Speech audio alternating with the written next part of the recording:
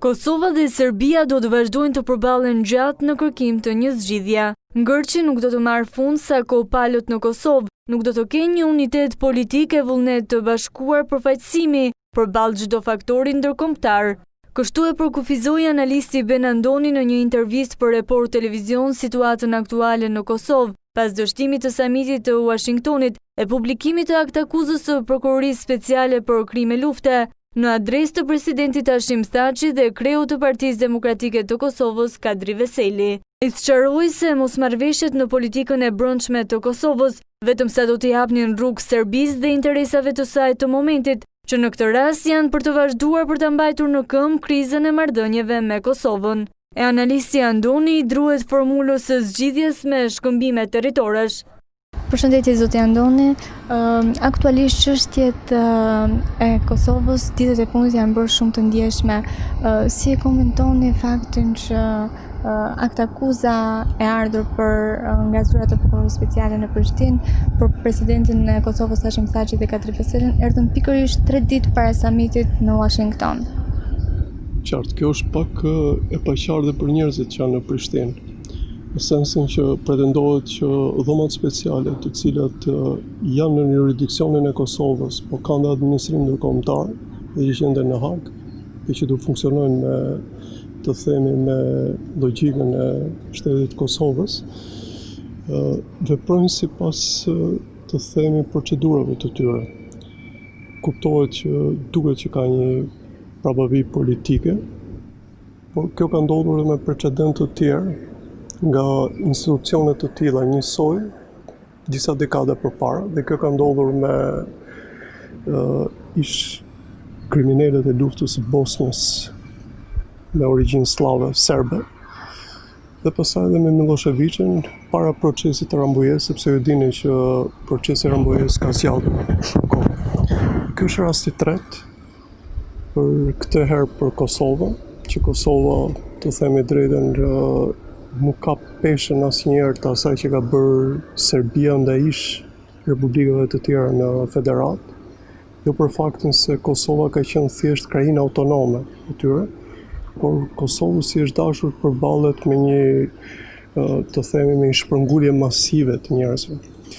Në këtë rast, ka kohë që dihet procedura e asaj që lidhet me zotin Thaçit. Kjo sepse në Kosovë prej kohësh flitet që ai do ishte dëshmitari i radhës. Dhe normalisht kjo gjykat me gjithë tagrin e vet, me atë që Kosova nuk mundi ta bënte brenda jurisdiksionit të shtetit vet, e bëri një konkrete papërshtatshme, por nuk mund t'i thuash asgjë sepse është një institucion krejtësisht i pavarur. Është ai konflikti i madh që sot është në administratën amerikane për politikën e jashtme, po ndërkohë edhe për vetë bashkimin evropian me administratën e re amerikane të zotit Trump. Në ditët në vazhdim do kuptojmë shumë gjëra, sidomos në takimin e 17 korrikut, që është takimi parapar në Europë, janë bërë hapat. Ju keni ndjekur me kujdes, sepse keni parë që zoti Macron po flet vazhdimisht me Rusinë, që është investuesi më i madh i gjithë veprimtarisë diplomatike dhe asaj, të themi, kundër njohjeve të pavarësisë Kosovës. Dhe 17 korriku do të na mësoj shumë. Jo më kot dhe zoti Grenell, që dështoi në një farë mënyrë me takimin e parë, është duke nxituar për të shpallur datën e dytë të takimit, por që unë besoj që do jetë shumë e ndërvarur me 17 korriku, që do jetë takimi evropian në Paris. Do shikojmë drejt peshimin, do e marrë administrata Trump peshën kryesore apo do e mbaj Bashkimi Evropian. Mendoni se ka një qëndrim të unifikuar këto dy fuqi të mëdha që në një farë mënyre i kanë kushtuar një vëmendje të posaçme në çështjen e Kosovës, apo kanë qëndrime të kundërta kohë të fundit? Jo, nuk mund të thuhet që kanë qëndrime të kundërta, sepse Serbisi është bërë e qartë, dhe ky është një plus shumë i madh për shqiptarët që fundorja e gjithë aktivitetit të Republikës së Serbisë duhet të jetë njohja e ndërsiat e pavarësisë me Kosovën. Kjo është një gjë shumë e madhe për ne shqiptarët. Problemi i madh për ne është modalitetet si do zgjidhet. Europa nuk është fuqi e madhe, është konglomerat fuqish.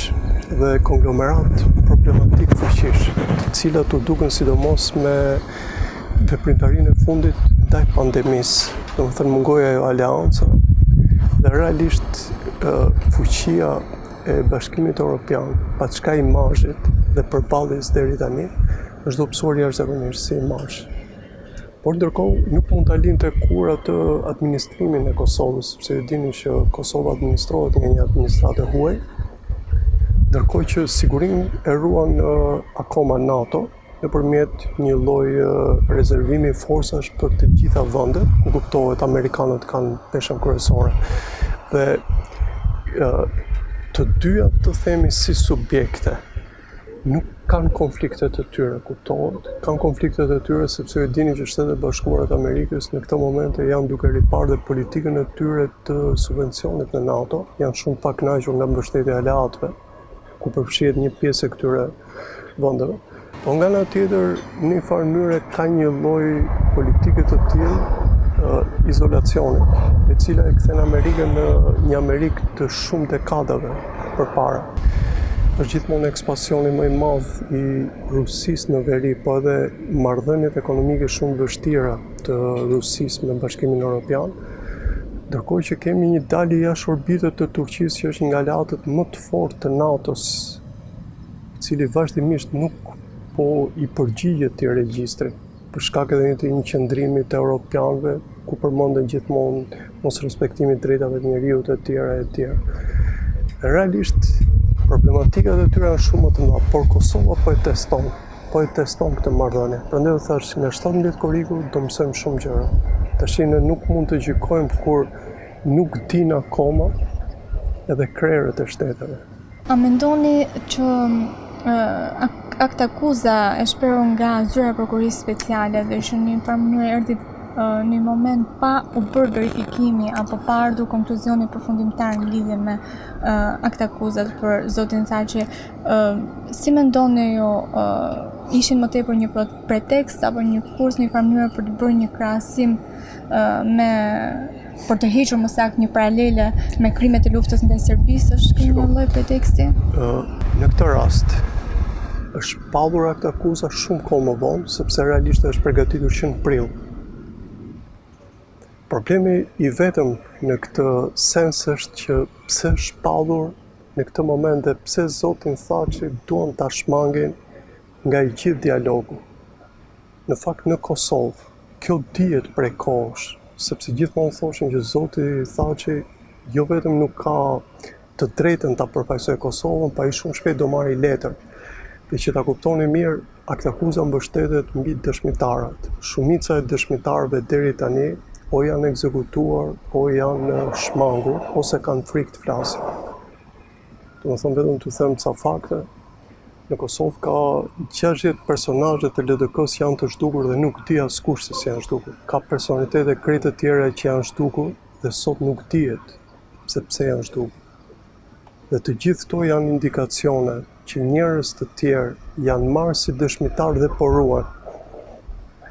Dhe po ta shikonit me kujdes zotin Thaçi në momentin kur u përball ose kur dha, të themi, kur bëri deklaratën publike, që ishte shumë i emocionuar, që përzinte UÇK-n me veten e tij e kështu, dukesh një sens jo frike, dukesh një sens i madh pasigurie tek ai.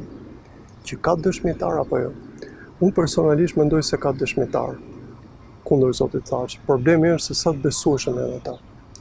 Ndërkohë deri tani në Kosovë ka shumë njerëz që pretendojnë që disa personazhe të UÇK-s janë shumë problematik. Por ka qenë shumë e vështirë dhe vazhdon të jetë e vështirë të provohen fajësitë e tyre. E para sepse eliminohen dëshmitarët, e dyta nga presioni shumë i madh, e treta sepse shumica e këtyre kanë pushtet politik dhe ekonomik, dhe katra janë krejt pa mbrojtje. Dhe prandaj aktakuza në këtë moment dhe besimi i prokurorëve, të cilët mos harroni se janë prokurorë të cilët kanë përgatitur deri në materiale kundër njerëzve më të njohur të ish federatës, nuk janë personazhe të rastësishëm, kam përshtypjen se është pak shqetësuese për zotin Thaçi. Në deklaratën e tij të fundit, vetë presidenti Thaçi sigurisht që mohoi faktin e Aktakuzës, por nga ana tjetër tha që unë mund të kem bërë gabime politike, por ama ju krime lufte. Ju si komentoni këtë qëndrim? Ky është qëndrimi i tij. Ky është qëndrimi i tij dhe asnjëri nuk mund të thotë që unë kam bërë krime lufte, sepse ashtu i bie që ti të shkosh vetë të dorëzohesh vetë, nëse zoti Thaçi ka shërtuar realisht peshën e njerëzve të cilët do dëshmojnë kundër tij. Dhe faktin, atëherë ai duhet të mante një qëndrim, duhet ishte moral. O të thoshte që unë jam krejtësisht i pafajshëm dhe nuk e jap dorëheqjen për këtë arsye. Me një aktakuzë të tillë, ndoshta ai prap mund të ketë të drejtë, por në momentin që do shkojë dhe nëse pranohet nga gjykatësi special, atëherë automatikisht duhet t'japi dorëheqje, që t'i lëri dorë drejtësisë të veprojë krejt e lirë. Sipas jush, në këtë moment që ndodhet aktualisht, pas qëndrimit që mbajti, ai realisht duhet kishte dhënë dorëheqjen, ishte vendimi i duhur për faktin që tha duhet provohet aktakuza dhe më pas unë jam gati ta jap. De jure është në rregull. De jure është në rregull, sepse është thjesht një aktakuzë që nuk është marrë në dorë nga gjykata. Por moralisht po ju them edhe një herë tjetër, nëse ky njeri e di që ka dëshmitar potencial kundër tij, atë realisht duhet të jepet dorëheqje. Por unë, domethënë, jo vetëm unë, por çdo kush nuk duhet ta prezumoj pavajsinë e tij. Ne në Shqipëri jemi mësuar shumë me, domethënë, të ndikojmë shumë keq te prezumimi, të akuzojmë tjetrin pa bërë gjë e kështu. Dhe të paktën ne nuk duhet të mbajmë këtë qëndrim ndaj zotit Thaçi, por për mendimin tim, nëse aktakuza do pranohet nga gjykata, atëherë unë mendoj se zoti Thaçi duhet të përfaqësohet si qytetari i arshim Thaçi dhe mos ta përziej luftën e UÇK-s, lufta e njerëzve të thjeshtë Kosovës, vuajtjet e njerëzve të thjeshtë Kosovës, lufta e UÇK-s është luftë e pastër. Ta thot, mos ta thot ai, të mbrohet, mos të mbrohet ai. Dhe ata njerëz sot, t'ju them diçka, pjesa më e madhe e njerëzve të UÇK-s, ata që kanë luftuar realisht në terren, janë nga njerëzit më të prekur në Kosovë, më të varfër në Kosovë, që s'kan ngritur asnjëherë zërin për përfitime dhe kështu. Ndërsa ai dhe të tjerë, domethënë, vjen keq që ta them zoti Thaçi dhe shumica e këtyre njerëzve që gjëja kanë drejtuar UÇK-n janë nga njerëzit më të pasur të Kosovës. Nga ana tjetër vetë kryeministri Rama komentoi në mënyrë çështjet aktuale të Kosovës, sidomos domethënë në vizitën që bëri dhe i cilësoi faktin që kohët e fundit është përfolur që mund të ketë një marrëveshje pazari për çështjet e shkëmbimit të territorëve, një çështje tashmë shumë e përfolur dhe theksoi nga ana tjetër që nuk është koha për të marrë me këto lloj në mënyrë marrëzirash në thonjza, por e cilësoi thjesht një luftë diplomatike këtë lloj gjendje në cilën ndodhet sot Kosova. Dini që zoti Rama është mjeshtër i retorikës, por nga ajo që dëgjoj nga zoti Rama ishte bosh nga pjesa e ideve. Domethënë, në këto momente shqiptarët kanë nevojë për njerëz që shpalosin ide, njerëz që flasin shkurt, që flasin qartë, ndërkohë që të gjitha kancelaritë e huaja, që kanë burime shumë më tepër se ne, kanë thënë që ekziston dhe është përfolur pjesa e ndryshimit territorëve. Dhe që zoti Rama, zoti Thaçi dhe të tjerë e kanë ditur pa çka se këta e kanë mohuar.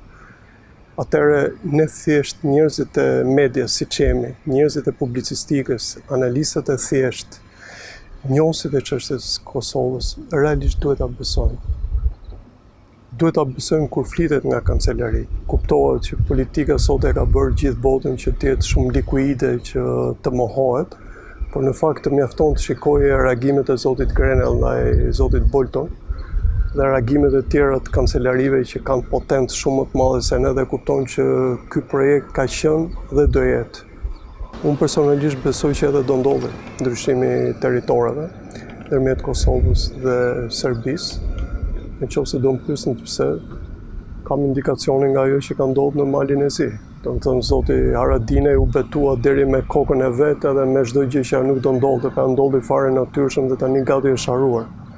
Dhe kështu ka për të ndodhur edhe me të themi pjesën ku pretendohet për komunat në Kosovë që janë në jurisdiksionin, gati janë në jurisdiksionin serb, ata votojnë me kushtet e Republikës Serbisë. Ata masat e pandemisë nuk i morën sipas ligjeve të Kosovës, po i morën sipas ligjeve të Serbisë.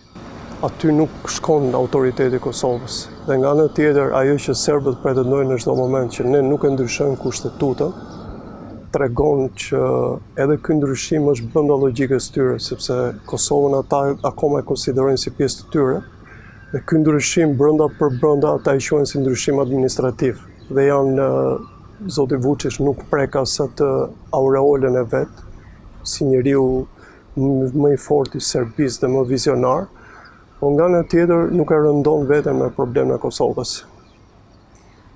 Po vetë kryeministri i Kosovës Abdullah Hoti pas vendimit të presidentit Thaçit për të kthyer në mes të rrugës nga Washingtoni, pse mendoni se mori vendimin ndaj për të kthyer, ndërkohë që në një mënyrë mund të mos shtyej kjo datë nga akceptuar nga vetë Washingtoni? Është natyrshme. Është natyrshme, ai është unë personalisht e vlerësoj sepse është njëri teknokrat, është nga këta njerëz që tashmë i duhen politikës shqiptare. Dhe kushtetuta është përfaqësuesi i unitetit të popullit. Si do jenë me kryeministrin kur nuk e ka votuar gati gjysma. Dhe kur partitë të themi PDK-ja, vetëvendosja nuk e votojnë.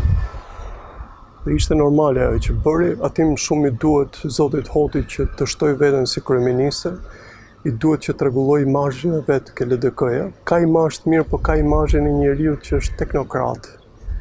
Kurse ke LDK-ja janë mësuar që të kenë pushtet, kanë njerëz që kanë elaboruar, kanë nxjerr president.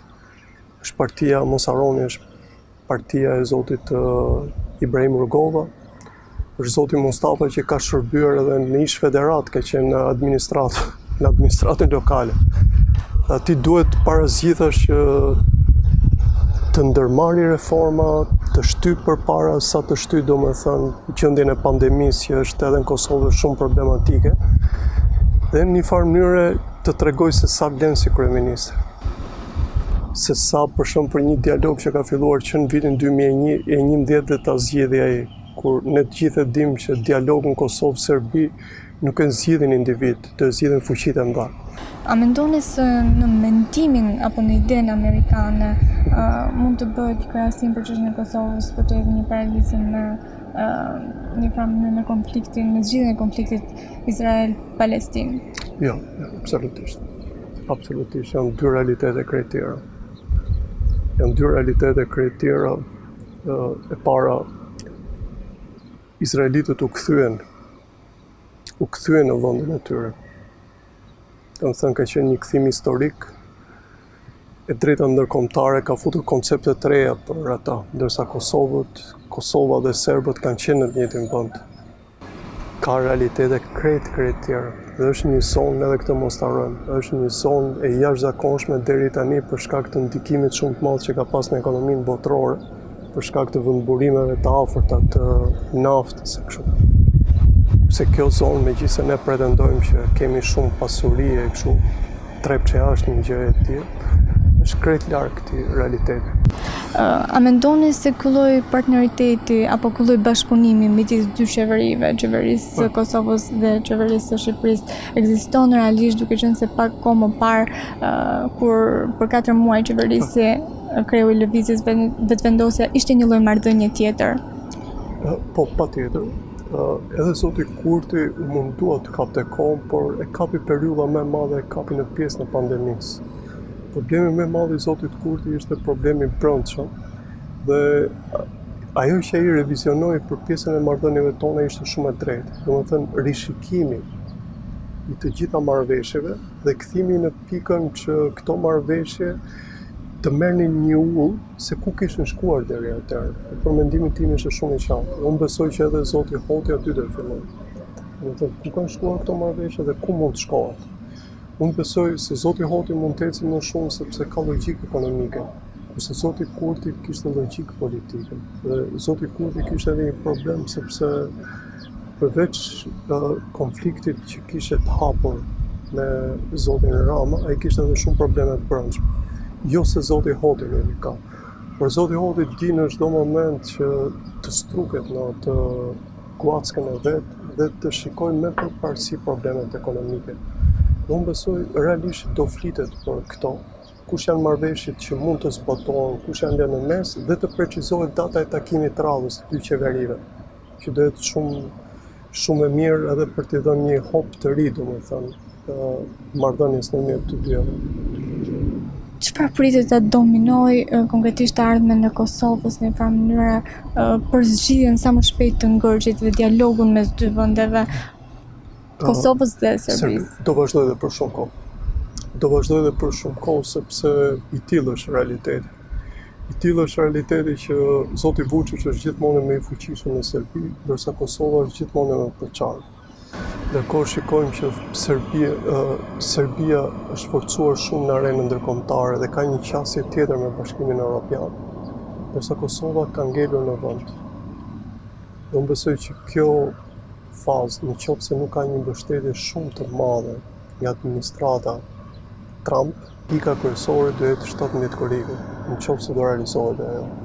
Aty do shikojmë realisht se do lexojmë realisht atë që nuk lexohet deri tash. Kur janë të pasigurt në administratën amerikane me këtë, nuk mund të jemi ne. Që shikoj personalisht është kjo gjendje e Kosovës do vazhdojë. E vetmja gjë që lutem për Kosovën është që ka momenti që ata të shikojnë njëri tjetrin, ta shikojnë më me besim. Vetëvendosja e dha një sinjal në momentin kur shpall Aktakuza ndaj zotit Thaçit e mbrojti, por gjithmonë në siglën e UÇK-s, që askush nuk e përdos luftën e tyre. Në një farë mënyrë dukesh indirekt edhe një lloj përkraje ndaj zotit Thaçit. Neve kemi nevojë që thjesht jemi bashkuar dhe të mendojmë më shumë për njëri tjetrin nga ana ekonomike, të jemi shumë plotësues në njëri tjetrin, të formojmë një treg të madh, të manovrojmë me fuqinë e punës që të jetë plotësuese në të dyja vendet, dhe të kemi mundësi dhe investimet e huaja të ndihmojmë njëra tjetrën. Domethënë Kosova mund na ndihmojë neve shumë me pjesën të themi pjesën e shërbimeve, e ka shumë më të mirë se ne për turizmin dhe mund ta ndihmojmë në pjesë të tjera. Domethënë neve duhet ta mendojmë sikur Shqipëria dhe Kosova janë të bashkuara. Faleminderit për intervistën. Faleminderit.